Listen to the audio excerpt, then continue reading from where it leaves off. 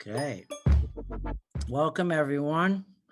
If you wouldn't mind, we'll get started in just a minute or two. If you wouldn't mind putting your chat bar where you guys are from, what town or city you're from, that'd be awesome. And then we'll get started in just a minute. We're waiting for a few more people to get started.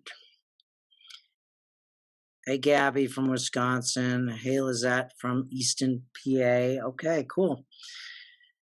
And Allison is also putting in your chat bar the slides for today. That will be the handout for today.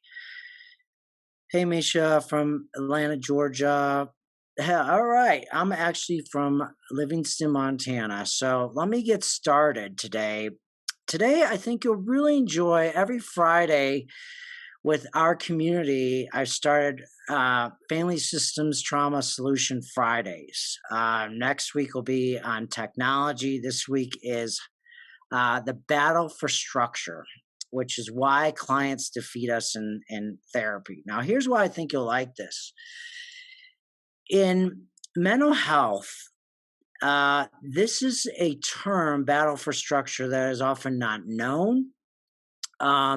It's a key to why treatment can end prematurely, why families remain stuck. And once you know that this is happening and you can spot it cognitively, it will be a game changer, because first, like anything, you have to know that there's a problem. And then once you know that this is happening, I'm going to show you the tools on what to do about it. So the battle for structure you'll see will come in when there's a disagreement between you and your client around diagnosis, around who should show up, how you want to define the problem, and it happens throughout treatment. And like I said, this is a game changer, because I think oftentimes we don't even think about this one. So with that, I will take about 20 minutes to share with you. But as you are listening to this, if questions come up or comments come up, Allison is my moderator, and she'll kind of collect the tools, and we'll go from there. The questions. So let's get started on this. And I also have a case study I want to show you as well. So why do clients defeat you and treatment can fail? And at the end, we'll have questions and comments. So for those of you who like this style and like these techniques, I'm doing an intensive webinar 2 weeks from now on technology addiction. It's free. And if you would like to come to that one, the difference between today and this one is I'm going to be showing more case examples, and it'll be a little more time for us to kind of unfold this issue. And what I've heard from all my colleagues, including myself, is that COVID made this problem much more amplified, and we're still getting fallout of change or from this addiction. So for those of you who are meeting me for the first time, the technique today, Battle for Structure, emerges from this book that I wrote 2 years ago with Ellen Souter, Treating the Traumatized Child. And what this book contributes to our mental health community is it's a family systems trauma model to help us all get better at not just working with the individual, but the whole family that's traumatized. And within this model, there's 12 core techniques. And each Friday, I give kind of just an overview of some of these. This one kind of is an overlay. It's not on these 12, but you'll see that at any point when you use these techniques, you can have a battle for structure with your clients. So a picture's worth 1,000 words.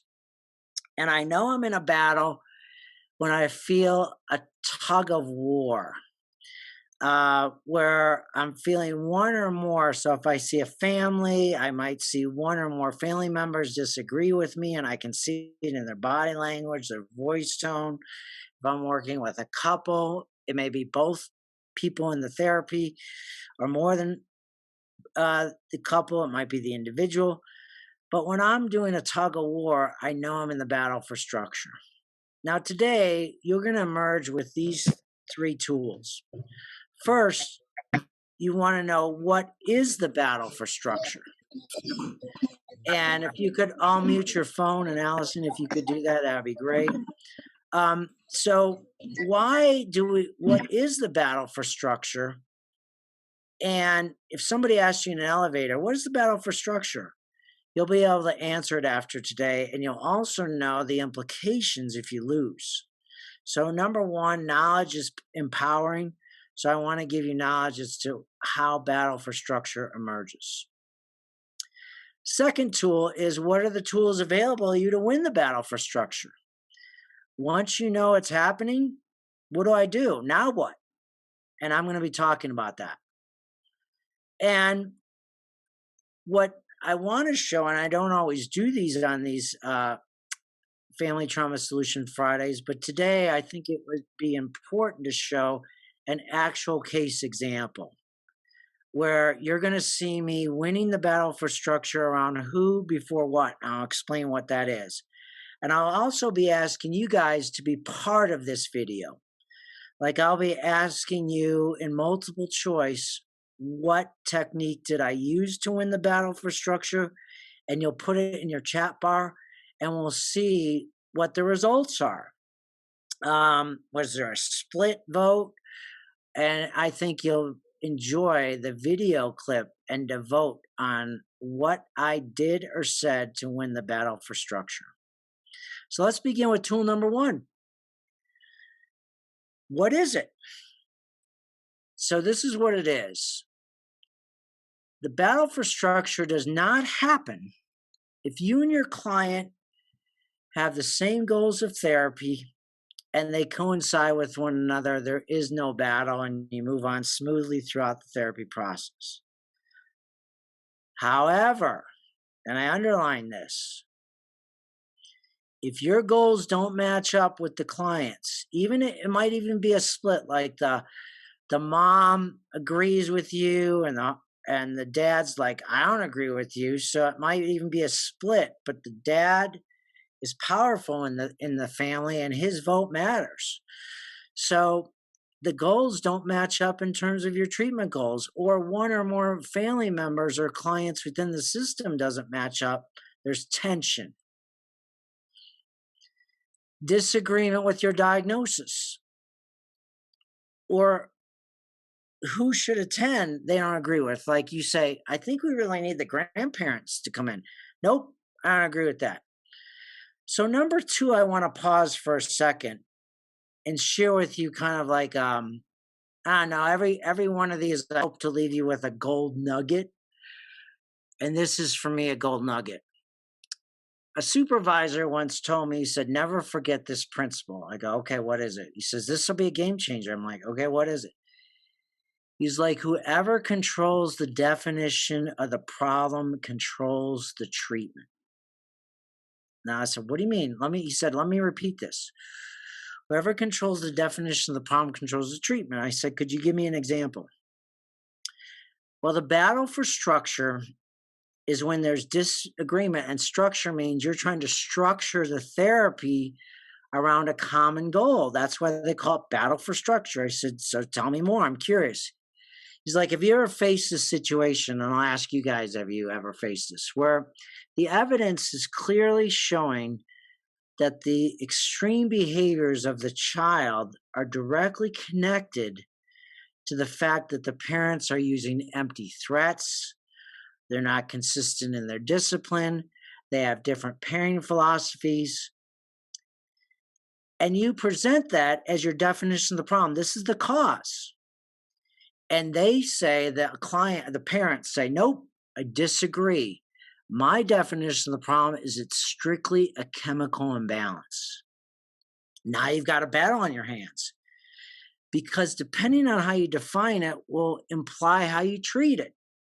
So if they go with my definition, then the implications are that they need to get in the game, that the child's stuck in a rut, that we need consistent discipline. We need to stop empty threats. This is a systemic definition of the problem. If we go with their definition, that's going to lead us to psychotropic medication, hospitalization, and for the parents not to have to do anything because it's a chemical imbalance. Do you see the important moment in treatment here? How you define the problem determines how the course of treatment goes on. So let me just, if I can, unmute Marcella. If you'd unmute your phone, does that make sense to you, that important moment of definition of the problem? And have you thought of it that way before? So, Marcella, if you're there, would you unmute your phone and let me ask you what you think of that? If you could just hit unmute. Okay, well, let's go to, oh, there you go. Hey, how are you? Can we hear you? Okay, well, let me move on then. So this is an important moment. The next thing I want to share with you is I want you to vote in your chat bar which one you experience the most, okay? The battle for structure is type in your chat bar which one have you experienced the most. And this could be if you're a case manager, a parent support worker, even a parent. Sometimes you have this battle for structure where I have as a parent, sometimes what I think doesn't line up with what my teenager thinks, okay? So type in your chat bar, do you often face this one where the goals of treatment don't match up? Or, like I said, your definition of the diagnosis or the problem doesn't match up. You think, for example, it's the child stuck in a rut, needs limits, and the parent's diagnosis is no, it's a chemical imbalance. Or number 3, you try to get the right people to attend like extended family, and the family's like, I don't want the village here, and you know you need it. Which one to you is some of your top 1 or 2? Let's go and see what you guys put down there. So Margaret said 2, a lot of 1s, the goals of treatment. And I like how Sonalia said with adolescents, it's definitely 3 too, because I need the village, and the family's like, no way. So we have a over majority of you guys saying 1. I see all 3, of course, and so do you. And I'm going to emphasize my case example on number 3, who before what. Now, let me go to that one. But before I do, let me show you 2 tools that you can use immediately today or the next day that will increase the odds of winning the battle for structure. It may not get you 100% there, but using these 2 tools may increase your odds by 50%, 60%. Let me show you the 2 go-to that I use and see if you like these or if they will be helpful. Let's look at these 2. So the second issue is, well, what do you do? I know I got the battle for structure now, and that's helpful by itself. What are the tools? Well, number 1, I use something called persuasive reframing. Now, an easy example might be is that the family's stuck because the parent says, my definition of the problem is that my child is just bad. That's how I see it. And you say, okay, but the reframe is that your child is really sad. And let me give you some examples of this. And then you want the parent or client to say, gee, I never thought of it that way before. Because when they see the child is sad, it opens up a whole new ability to change the problem from a different lens. So you're reframing in different lens, and I use this frequently, and I'll show you a technique within the family systems trauma model that explodes reframing. I'm not going to have time to go over it in depth, but I'll go over a basic overview. Number two, this is something I didn't learn in graduate school, but I could get people to change or win the battle for structure if I can get them to perform a personal experiment. And I'll explain that in just a moment. So these two are my tools. Now, let me talk about the first one, persuasive reframing. How many of you who work with families get this one? Just fix my kids. I don't have anything to do with the problem. I'll drop them off. Just tell me when I need to go. Just put them in the hospital. I'm going to Disney World. I'm being tongue in cheek here, but you understand what I mean. So as you get to know this model, if you choose to get to know this model, FST, one of the techniques I use is called an apple seed diagram. I find that I can win the battle for structure if my therapy is more visual. So I'll put the symptoms on the apples of the tree, and then I'll say to the family, our role is to discover the roots. What seeds and undercurrents are causing this? Now, notice what I'm doing here. The reframe is that I'm externalizing the problem of just fix your kid to now the problem is the seeds. These toxic seeds and undercurrents are the problem, not each other. And the family's like, I never thought of it this way before. And the kids love it. They're like, thank you. They don't say it this way, but you've expanded the symptom off of me as the symptom bearer, and you shifted the focus to these pesky seeds and undercurrents.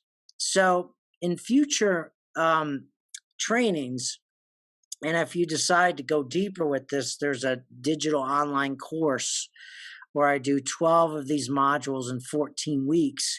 You'll see video lessons on this. But for now, I just want to show you what persuasive reframing can look like. Now let's go to the next one. Perform a personal experiment. What does this mean? Well, there's two ways to change a stuck system. The traditional way is getting our family, couple, or individual to think their way into a new way of acting, which is, no, your child is not bad, they're sad. But if the family's like, I don't buy that, I don't like that reframe, I don't agree with you, Scott, you have to go to plan B. You can get them to act their way into a new way of thinking. In other words, I'll say to them, what do we have to lose to try to fake it till we make it? Because what happens is that I've seen that when I go from the outside of the onion outside in, which is act their way into their thinking, and they have any change at all, even if it's a small victory, what happens is they say, wow, my emotions are changing, my thoughts are changing, I'm seeing it. I had to see it to believe it. Our society is so into seeing it to believe it. Or Missouri has a license plate called the Show Me State, that one of the things that I use a lot of is, I'm not going to debate you. I've got to win this battle for structure with a personal experiment. So let me show you an example of this. And I'll stay a few minutes over if you've got questions. But if you have to go at the top of the hour, no problem. Now, number 3 on my list is who before what. Now, what does that mean? Let me explain. I learned that oftentimes I ask the question, what's the goal of therapy, before I answer the question, who needs to be in the session? And I would lose the battle for structure around this issue. I would suggest to the family that we need the ex-spouse involved on some level because the child is dividing and conquering. We need to bring the neighbors in, our friends in, and the family's like, no, no, no. And Jim Collins, in his famous book, business book, Good to Great, he's famously quoted by interviewing CEOs of companies that say, one of the number one reasons why I'm successful as a CEO is I make sure I have the right people in the bus and the right seats and the key seats of the bus before I try to figure out where to drive the bus. And I'll tell you, when I read that book, even though it was for business, it was a light bulb moment. I was like, whoa, many of my cases, and I lose the battle for structure, is because I'm what before who. So this case was happened. I come in as a consultant. The case is hopelessly stuck. The child, Dylan, is 15 years old. He's been in residential treatment for about 6 months. He's getting ready to go home. The therapist has been unsuccessful at getting the primary caregiver, biological mom, to bring in her ex-husband. And they don't like each other. But Dylan has said in individual therapy over and over again, that's the key. He says, this is one of the reasons why I keep relapsing, because my parents hate each other. I'm what's known as a battering ram, and I got to get out of the middle. So I say to the therapist, we've got to win this battle. So when you see this clip, and again, the audio is a little rough, so just prepare for that, but look at the subtitles, because I subtitle it to make sure that you got the essence of it, because it's a gold nugget type of video. As I play it, don't get thrown off by the graininess of the sound. Read the subtitles, and then I'll pause, and I'm going to ask you to vote. Did I win the battle for scripture on persuasive reframing? And what was that? A, or B, did I win the battle for structure where I convinced the two warring parties that they had to work together for the betterment of their child? So let's watch Battle for Structure in action.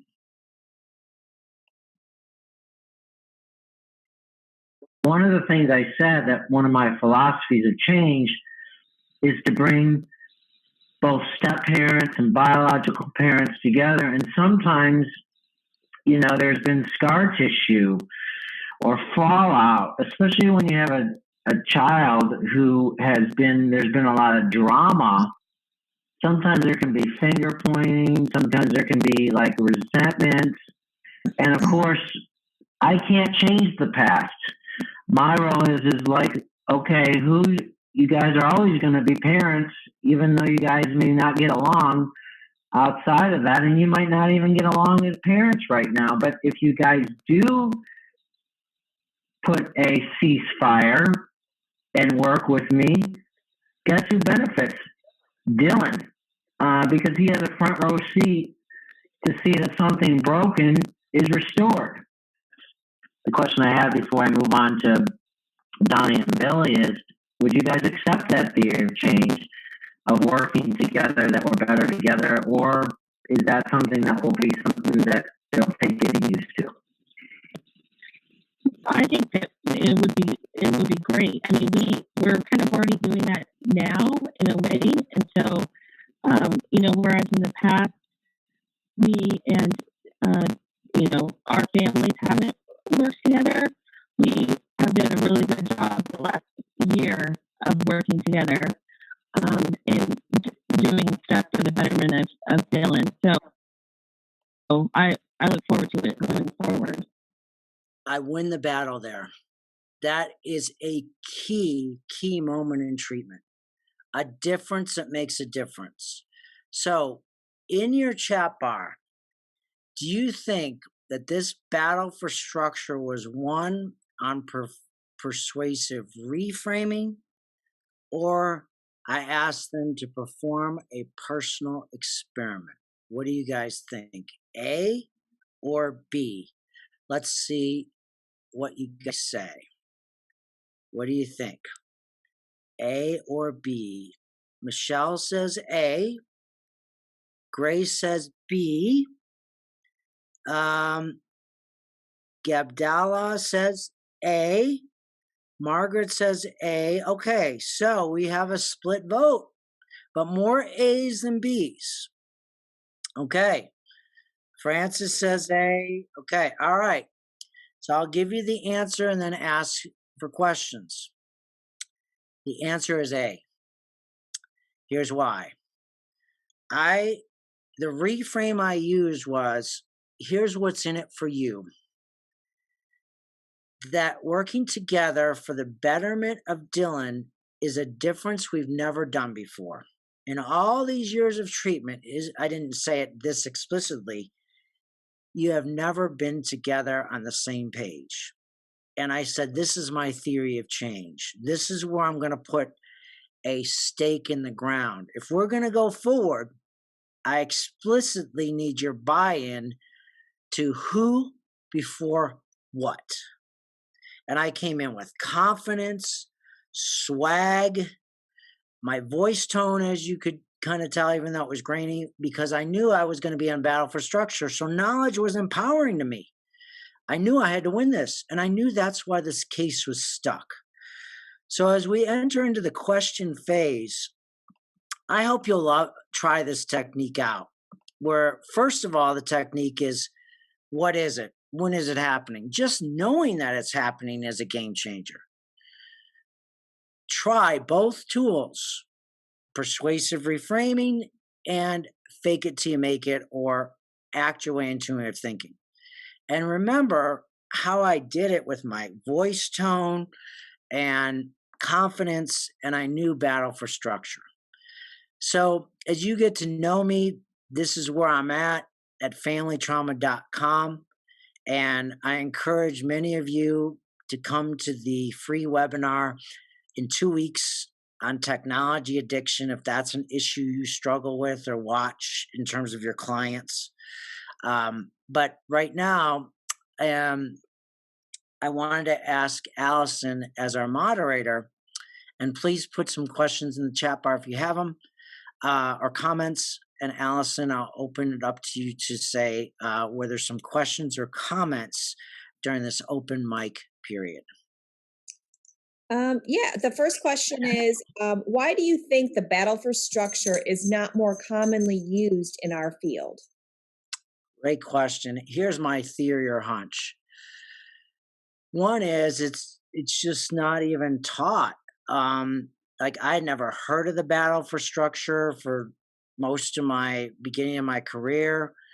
It made so much sense to me. My professors never taught it. So I think one is it's just not, labels sometimes are bad, but in this case, the label is good because at least I have a label to say cognitively, I'm in battle for structure right now. And that slows me down and gets me out of the weeds. So my theory is it's not taught. People don't know how to recognize it, and then they're not sure what to do with it. So that's why I think it's not often a common technique out there in our field. Next question. Okay, let's see. The next question is, why are personal experiments such a powerful tool to win the battle for structure? Well, if you decide to come to the technology addiction one in 2 weeks, you'll see the power of this. It's with a child that his name is AJ, and the technology addiction morphed into pornography. And that happens a lot with adolescents today. So I had a family who didn't believe that you could solve this problem in the here and now. They didn't agree with my theory. The other thing that was clashing was cultural. The grandmother said, we have never really trusted working with a white therapist. And we've got a lot of issues with white people in general. So I had that going on. So I think it worked. She said, if you hadn't shown me to try, and I had nothing to lose. And the reason why we trusted you is because of competence. And I said, what do you mean? She said, it worked. And it wasn't a big change. but it was a small change. So I think that example that you'll see in a couple weeks is a prime example that I used to get caught into just trying to persuade more. And the more I persisted, the more the client resisted. So I read a book called Zen and the Art of the Motorcycle Mechanic. I think it was written in the early 70s. And the principle that I adopted was that you go with the resistance. So you fall into the resistance. You know it's coming and you fall into it. And you don't try to fight it.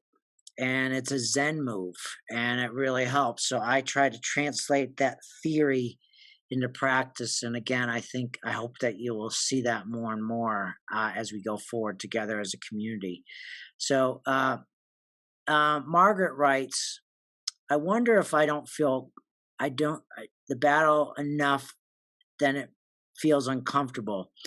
Yeah, does it affect us? So Margaret, I agree with you. It does affect us. So what happens is we aren't we're human beings. So Freud talked about this as transference and countertransference.